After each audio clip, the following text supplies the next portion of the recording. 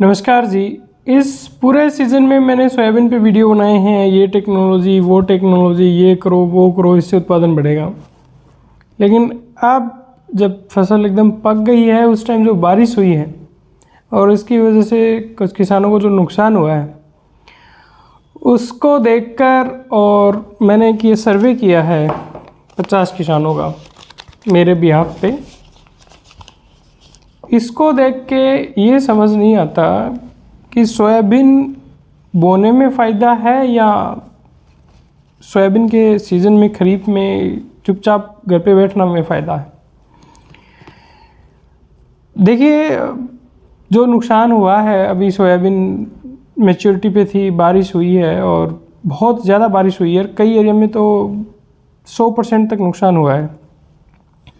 जिन लोगों की specially soybean cut की है और वो खेत में पड़ी थी, उन लोगों के ऐसे में कुछ चीज़ें कहने की हैं, किसान बहादुर है, ये है, साहसी है, वो सब बातें ठीक हैं, लेकिन वो हालत किसान ही जानता है, क्योंकि वो चीज़ें हमने फील की हैं पर्सनली हमारे घर पे।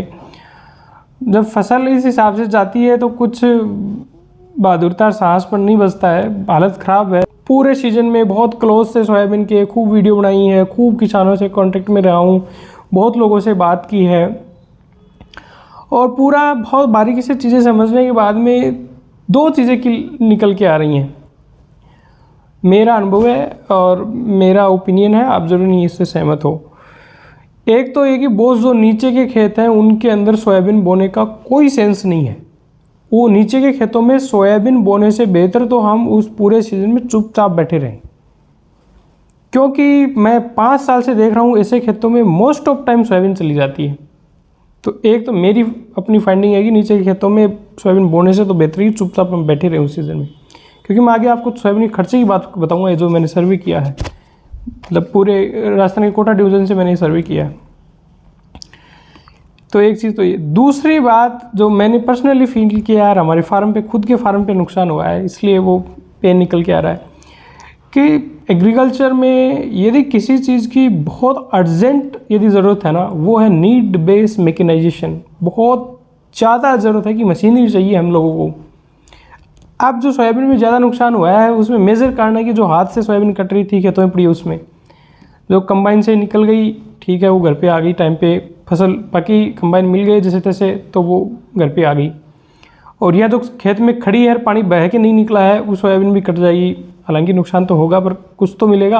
और ऐसे कुछ किसान हैं, मतलब प्रॉब्लम है यार, कंबाइन भी नहीं मिलते हैं, पीछे पीछे आदमी घूमता रहता है, इतनी मशीनरी अवेलेबिलिटी नहीं है, छोटा आदमी खरीद नहीं पाता है, बहुत दिक्कतें हैं। पर जो नीड बेस्ड मैकेनाइजेशन की वो बात मैं कह रहा हूँ कि छोटे किसानों के लिए ऐसे कोई रिपेयर या ऐसी कोई मशीनरी, छोटे कंबाइन, जिससे वो अपना फसल हार्वेस्ट हो, मेच्योर हो और काट ले।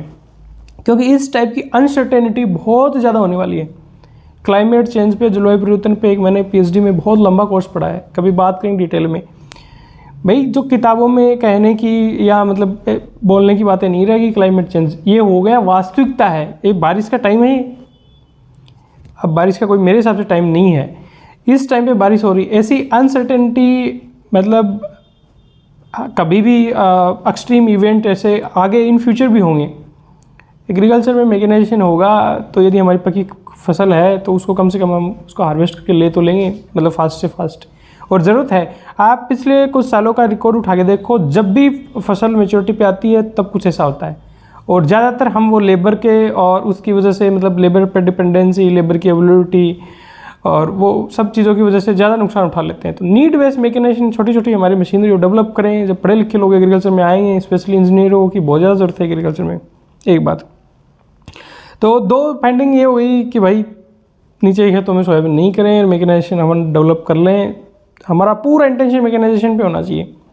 इस वीडियो के चक्कर में मेरे पूरे देश के किसानों से लगभग बात होती है। स्पेशली सोयाबीन के केस में बात करूँ, कर्नाटका के किसी एक मित्र किसान से बात हो रही थी। उसने कहा, डॉक्टर मेरे को उड़द की वेराइटी सजेस्ट करो, लेकिन मेरी पहली कंडीशन ये है कि वो मैकेनिकल हार्वेस्टिंग उसमें होनी चाहिए, लेबर वेबर का लफड़ा मेरे को नहीं चाहिए। बहुत परेशान हम।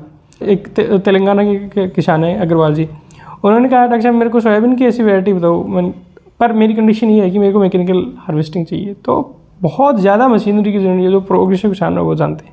मैकेनाइजेशन भी नीड बेस में वही कह रहा हूँ, हमारी ज़रूरत के अनुसार ये जो कंबाइन है वो मतलब धान का है, गेहूं की फसल में है, उसी वो आगे वाला सिस्टम से अपन सोयाबीन काट रहे हैं, उतनी ऊंचाई से काट रहे हैं।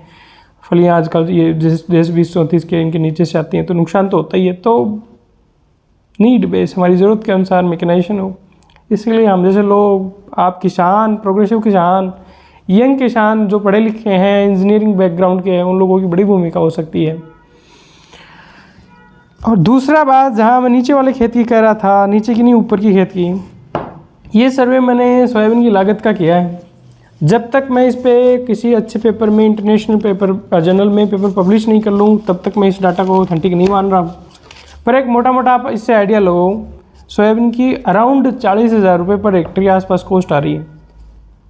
40,000 रुपये निकल क्या रहा है?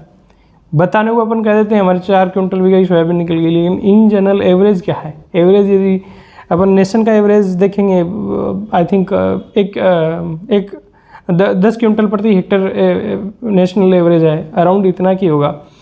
और अपने गांव शहर का भी अपना देखेंगे तो 2 बोरी बीघा 16-20 वाले, इससे ज़्यादा है नहीं। खैर 5 क्विंटल प्रति एकड़ क्या कॉस्ट लग रही है, कभी इसकी डिटेल बात करेंगे। लेकिन बहुत सोयाबीन में तो हमें बहुत रुक के सोचने की ज़रूरत है। कॉस्ट खतरनाक तरीके से बढ़ रही है, रैपिडली बढ़ रही है। मैं 5 साल को मैं सोयाबीन को फील कर रहा हूँ पर्सनली, तो 5 साल में ही इतना कॉस्ट बढ़ गई है ना बॉस। फंजीसाइड वाला एक्स्ट्रा खर्चा हो गया, हर्बिसाइड वाले 2-3 स्प्रे हो गए, तो कॉस्ट पे हमें रीथिंक करना है। प्रोडक्शन तो हमारा बढ़ ही नहीं रहा है, और फिर इस टाइप की वेदर अबनॉर्मलिटी तो हमारी देती है। बात को यहीं ख़त्म करेंगे, ज़्यादा बात करने का मन भी नहीं है। एक तो हम नीचे खेतों में सोयाबीन नहीं करें, थोड़ा मैकेनाइजेशन पे जाएं, मशीनरी पे हम जाएं।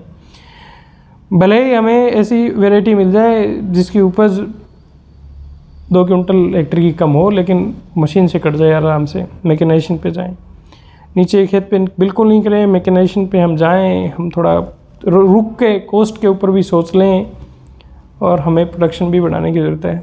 सब लोग करेंगे, साथ मिल के करेंगे। बड़ा ही बुरा लग रहा है, ऐसे ही ख़राब वीडियो आ रहे हैं फील्ड में, कुछ सुसाइड के वीडियो भी आ रहे हैं।